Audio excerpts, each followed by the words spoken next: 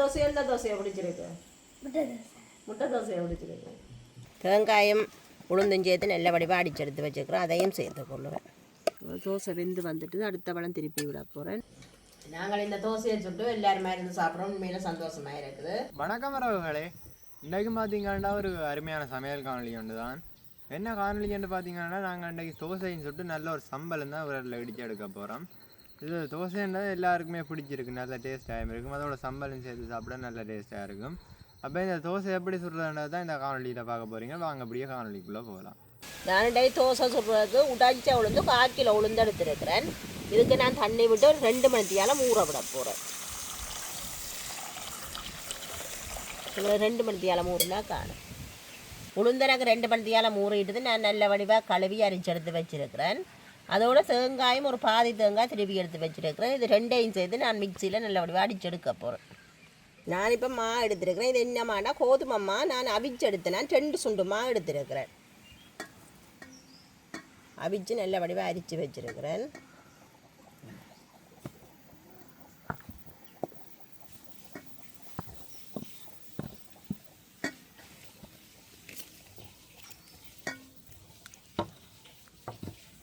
தேங்காயம் உளுந்தும் சேர்த்து நல்ல வடிவாக அடிச்செடுத்து வச்சுக்கிறோம். அதையும் சேர்த்து கொள்ளுவேன்.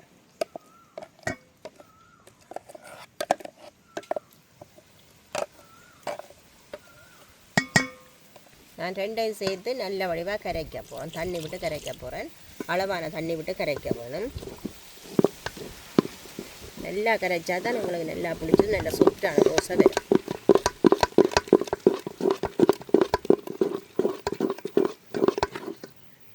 இது எங்களுக்கு இட்டலி பதத்தில் இருக்குது. இன்னும் கொஞ்சம் தண்ணி விட வேணும். நாங்கள்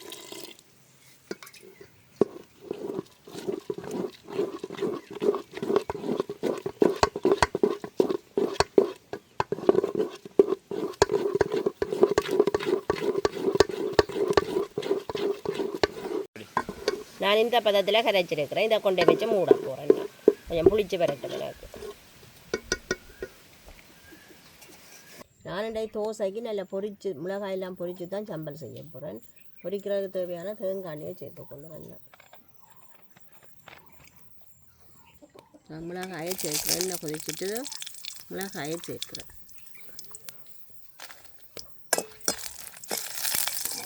அதோட ஒரு கறிவேப்பிலை நட்டும் சேர்க்குறேன்.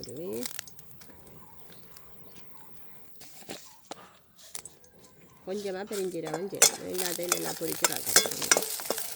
எனக்கு நல்லா பொரிவாட்டு வந்துட்டுது. நான் பார்க்குறேன். எனக்கு தோசைமாக நல்லா புளிச்சு வந்துட்டுது. நான் இதுக்கு தேவையான அளவு உப்பு சேர்த்து கொள்ளுறேன். தூள் உப்பு தான் சேர்க்குறேன். அதோடு ஒரு கொஞ்சமாக நான் மஞ்சள் சேர்க்குறேன்.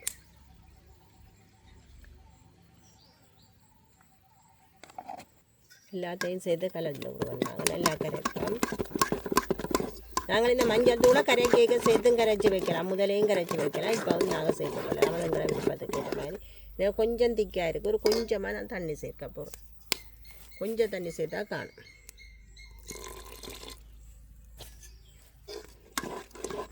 நல்லா கரைச்சி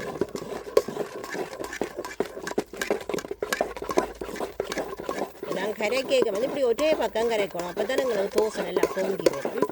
ஒரே பக்கம் கரைச்சோம்னா நல்லா நல்ல சொப்டான தோசை வேணும். இந்த பதமங்களுக்கு சரி தோசைக்கு ஊற்றுறதுக்கு. நான் தோசைக்கல் அடுப்பெல்லாம் இருக்குது. தோசைக்கல் எல்லாம் வச்சுட்டேன். நாங்கள் எண்ணெய் பூசி தான் தோசை ஊற்ற வேணும். தோசைக்கல்லுக்கு நல்லா எண்ணெய் பூசினா தான் ஒட்டாது எங்களுக்கு. தோசைக்கல் சூடாகிட்டு நான் தோசையை ஊற்றுறேன்.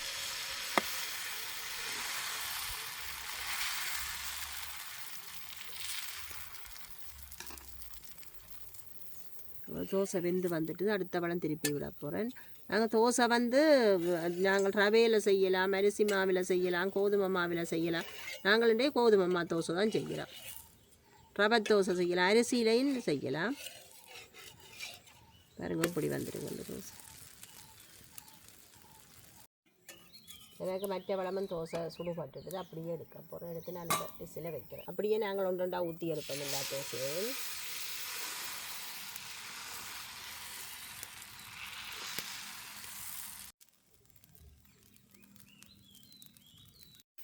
இந்த தோசையும் எங்களுக்கு சுடுபட்டு நான் திருப்பி விட போகிறேன் மற்றவளம். எங்களுக்கு இது நல்லா சுடுபட்டு இதை நாங்கள் எடுப்போம்.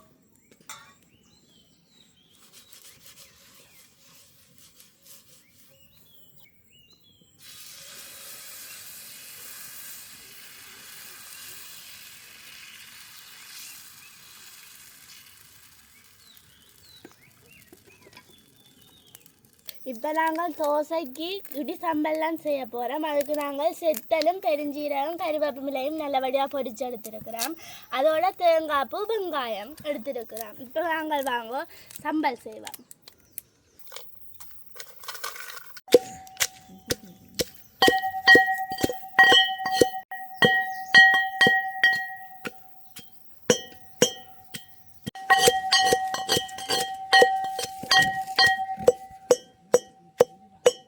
இதோட நாங்கள் இப்போ தேங்காய் பூவையும் சேர்த்து நல்ல வடிவாக இடித்து கொள்ளுவோம்.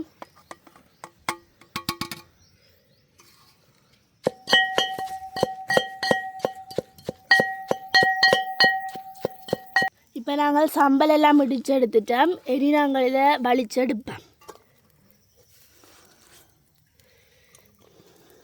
நாங்கள் தேசி புளி விடையில ஒரு புளியும் சேர்க்கையில் இதுக்கு தோசை சம்பல் தானே, அதால் புளி ஒன்றும் சேர்க்கையில் பொரிச்சம்பளம் ஆண்டபடியே அப்படியே அடிச்செடுத்துனாங்க. நாங்கள் இப்போ முட்டை தோசை விருப்பமான ஆக்களுக்கு முட்டை தோசை சுடுவோம். அதுக்காக நாங்கள் முட்டை 2 உடைச்சு எடுப்போம்.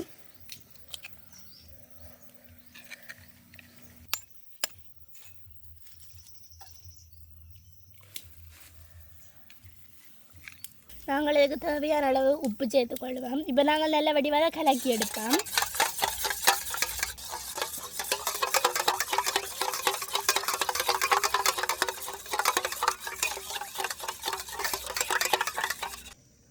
நான் இப்போ முட்டை தோசைக்காரருக்கு முட்டை தோசை சுட போகிறேன்.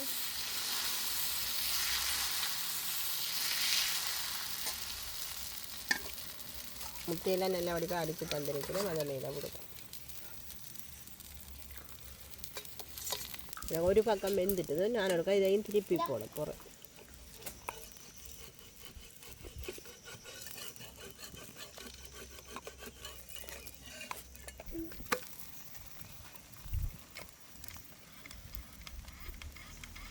நான் அடுத்ததாக எண்ணெய் தோசை சுட்டுறேன். எண்ணெய் தோசை சுட்டு கொண்டிருக்கிறேன். கொஞ்சம் எங்களுக்கு 2 ஒன்றும் வந்துட்டுது. நாங்கள் இரவு சாப்பாடு தான் செய்கிறோம். முட்டை தோசை செய்தாச்சு எண்ணெய் தோசை சுட்டு கொண்டிருக்கிறேன். நான் இப்போ என்னென்ன தோசை செய்திருக்கிறேன்னா சாதாரணமாக கோதுமை மாப்போட்டு சுட்டு எடுத்துருக்கிறேன் இந்த தோசை.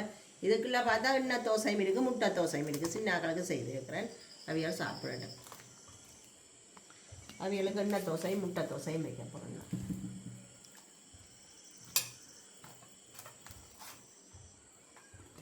அவைகளுக்கு நான் கொஞ்சமாக சம்பளம் வச்சு கொடுக்க போகிறேன். சம்பளம் உழைக்கிறது இல்லையில எல்லாமே சாப்பிடுங்க.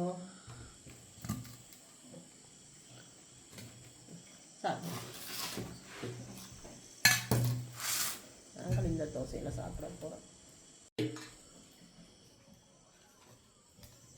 நாங்களும் சம்பளோட தான் சாப்பிட போகிறோம். நல்ல சம்பளம் சிவப்பு சம்பளம் இடிச்சு எடுத்துட்டு சாப்பிட்டு பார்ப்போம்.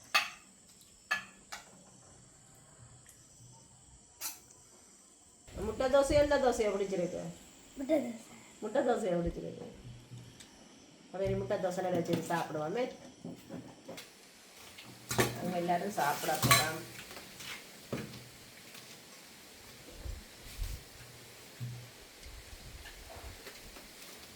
காலமையிலே எல்லாருக்கும் அவசரம் தானே. அப்போ இரவிலே 6 தடவை தோசை சுட்டு சாப்பிட்றோம் எல்லாருமா இருந்து. தோசையில் வந்து கனவகையான தோசையில் சுட்டு எடுக்கலாம். வந்து நாங்கள் ரவையில் சுடலாம், அரிசி மாவில் சுடலாம், மற்ற உளுத்த மாவில் சுடலாம், அது மாதிரி கோதுமை மாவில் சுடலாம். நாங்கள் சுட்டு எடுக்கப்பட்டிருக்க தோசை வந்து கோதுமை மாவு உளுந்தும் சேர்த்து சுட்டது. அதுக்குள்ளே வந்து மிக்ஸ் பண்ணி வந்து முட்டை தோசை மற்ற எண்ணெய் தோசைன்னு சொல்லி 3 வகையாக பிரித்து தோசை விட்டுருக்கோம். ஆனால் சரியான சுட்டான தோசை உளுந்து சேர்த்ததால கூடுதலாக அங்கே வகையில் உளுந்து இருக்கிறதால நாங்கள் உளுந்தை கூடுதலாக சேர்த்து இந்த தோசையை சுட்டுருக்கிறோம். ஆனால் சூப்பராக இருக்குது. நல்ல டேஸ்டாகவும் இருக்குது, மற்ற சொட்டாகவும் இருக்குது. மற்றது நல்லா செமிவாடு அடையக்கூடியது. இந்த உளுந்து சேர்த்து சாப்பிட்றதால செமிவாடு அடையக்கூடிய தன்மையும் இந்த தோசையில் இருக்குது. ஒரு விக்கனம் இல்லாதது. இப்போ நீங்கள் உங்களோட வீடுகளில் இது லீவாக இருக்கிறார்கள் அடிக்க செய்கிறது என்னென்னா இது கொஞ்சம் மினக்கட்டு செய்ய வேண்டியது தோசை. என்னென்னா உளுந்து இறைக்கணும், மா வைக்கணும், இறைக்கணும், புளிக்க வைக்கணும் அப்படின்னு நிறைய இதுகள் இருக்கிறதால உடனே செய்து எடுக்க இயலாது. ஆனால் லீவாக இருக்கேக்க ஆறுதலாக சரி நான் 2 பேர் இல்லாத டைமில் வந்து செய்து நீங்கள் எல்லாரும் சாப்பிடலாம். சாப்பிட்றதால மற்ற ஆரோக்கியமானது. இந்த தோசை வந்து ஒரு ஆரோக்கியமான உணவுன்னு தான் சொல்லலாம். இது என்ன உளுந்து சேர்க்கப்பட்டிருக்கு தானே, உளுந்தில் நிறைய சத்துகள் இருக்கிறதால உளுந்து சேர்க்கப்பட்டதால இது ஒரு ஆரோக்கியமான உணவு என்றதை வந்து நாங்கள் சொல்லி இதை சாப்பிடலாம். நாங்கள் இந்த தோசையை சுட்டு எல்லாருமே இருந்து சாப்பிட்றோம். உண்மையில சந்தோஷமாக இருக்குது. எல்லாருமே இருந்து சாப்பிட்றதே ஒரு தனி சந்தோஷம். அப்போ நாங்கள் இந்த காணொலி இதோட முடிச்சு கொள்கிறோம். பாய்.